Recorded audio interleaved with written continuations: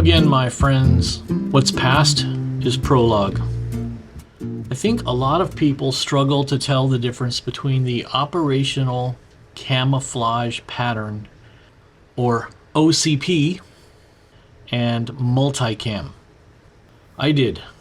I had to ask someone who was in the know about the differences. And then I did some more digging, and I want to share with you some of the things that I learned. But first, if you like this kind of video, be sure you're subscribed with notifications turned on so we can find each other again.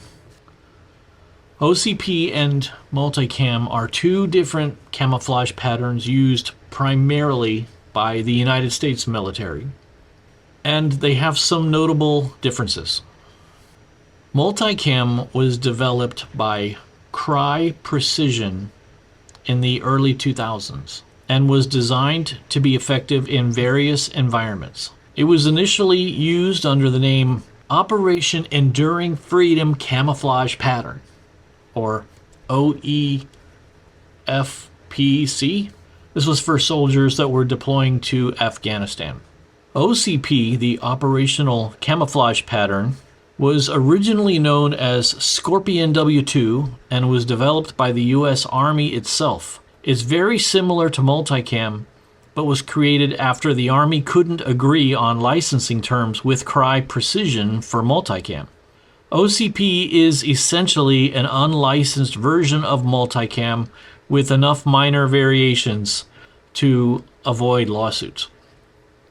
Multicam's pattern includes small vertical elements, which are sometimes called twiglets, which are intended to break up the human silhouette.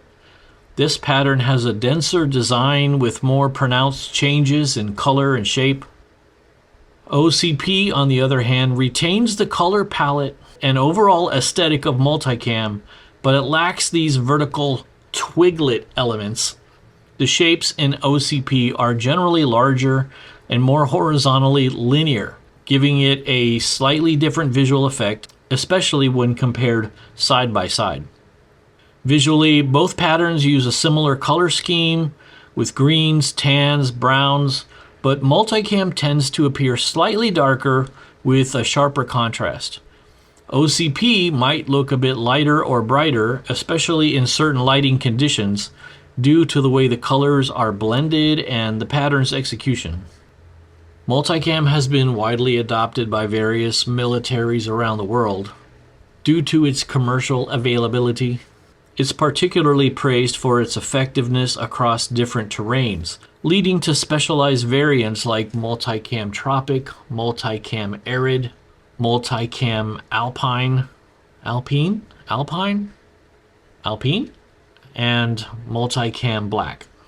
So it works in a lot of different environments. I've seen some geographic charts people have built that says if you live in this area, use this multicam pattern. OCP was adopted by the U.S. Army, the Air Force, and the Space Force, and is now the standard camouflage for these branches. It's designed to provide a universal camouflage solution, reducing the need for multiple uniform types in multiple regions and multiple terrain. So the Army chose to develop OCP itself, partly to avoid the high licensing costs associated with multicam. Their attitude was essentially, sue us. By owning the rights to OCP itself, the Army can control production and potentially reduce costs compared to licensing a trademarked pattern like multicam.